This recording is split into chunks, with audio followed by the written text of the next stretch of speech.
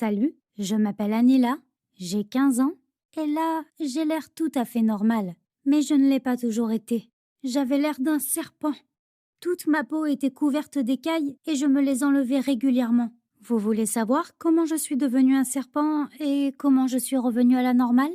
Le secret de mon miracle, c'est cette petite fille de 3 ans.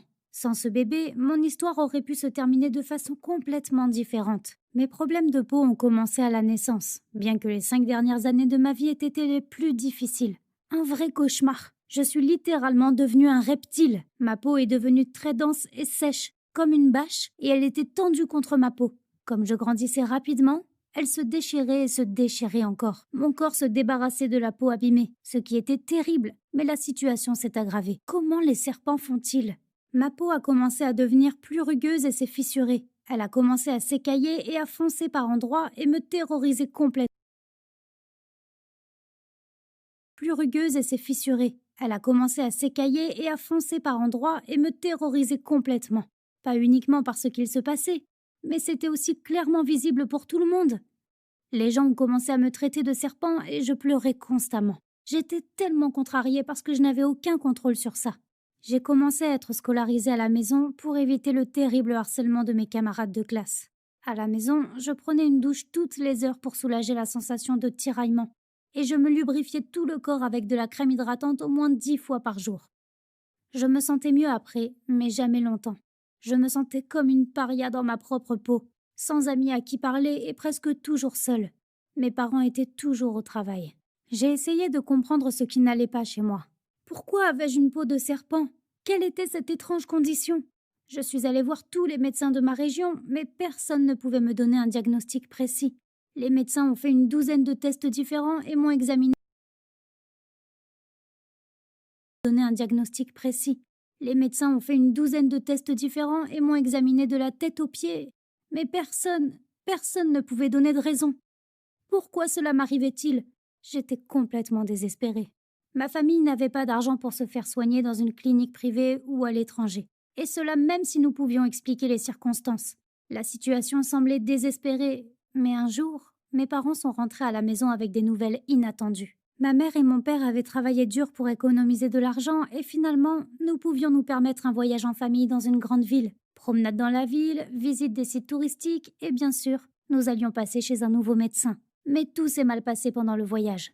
Ma famille et moi sommes partis en vacances et nous nous promenions dans un grand centre commercial quand c'est arrivé. Il était si grand que je n'en avais jamais vu un pareil. Mais je ne pouvais pas me détendre complètement car j'étais tel un serpent dans un beau jardin.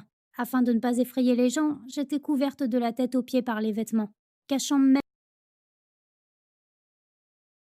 complètement car j'étais tel un serpent dans un beau jardin. Afin de ne pas effrayer les gens, j'étais couverte de la tête aux pieds par les vêtements, cachant même mon visage derrière une écharpe pour que personne ne puisse voir mes horribles écailles. Je gardais mes distances avec tout le monde pour ne pas attirer l'attention. Mais ensuite, quelque chose d'incroyable s'est produit.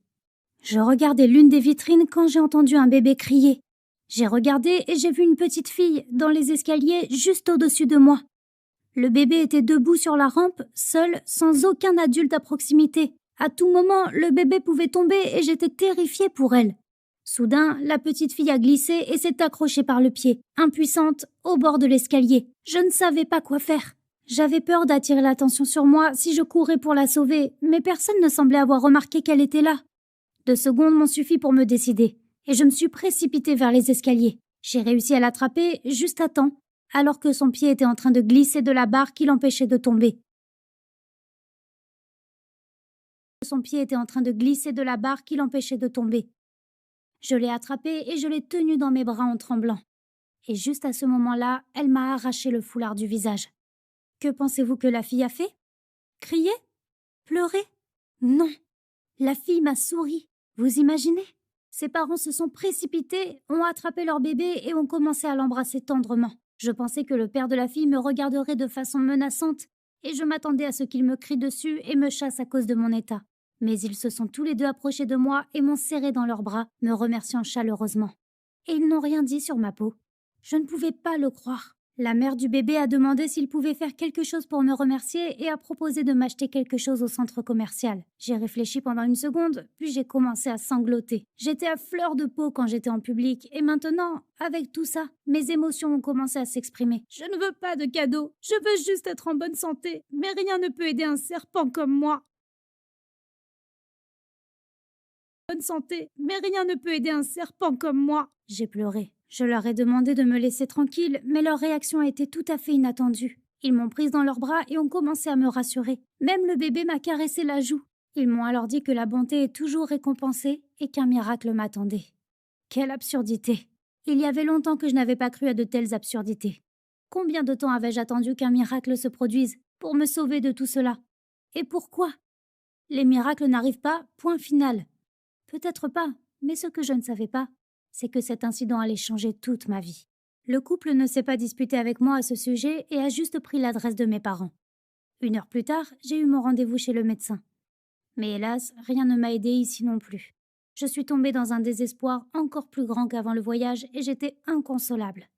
Mais 2 mois plus tard, les parents de la fille que j'avais sauvée se sont présentés à notre porte, et avec une nouvelle incroyable. Ils se sont révélés être des bénévoles et, pendant pour mon traitement. Je n'arrivais pas à y croire. Ils pouvaient me guérir. Ils avaient déjà trouvé une clinique en Espagne où je serais examinée par des spécialistes mondiaux. Et c'est là qu'un miracle s'est produit. Quelque chose dont j'avais seulement rêvé la possibilité. Pour la première fois, les médecins ont pu me donner un diagnostic précis. Je souffrais d'ichthyose lamellaire, une maladie génétique rare de la peau qui faisait que mes cellules n'étaient pas capables de retenir l'eau et qu'elles créaient des écailles kératiniques et se détachaient donc constamment de moi comme un serpent. J'avais maintenant une chance de vivre une vie normale. On m'a prescrit un médicament qui ralentit la croissance cellulaire. En 10 jours seulement, la peau a commencé à mieux retenir l'eau et était moins sèche. Après 3 mois de traitement, j'étais normale. Bien sûr, je dois me surveiller constamment et m'enduire la peau de crème spéciale. Mais je ne suis plus un serpent. Et tout cela grâce à une rencontre au hasard avec ce bébé dans un centre commercial. C'était le vrai miracle. Croyez-vous que les bonnes actions engendrent de bonnes actions en retour?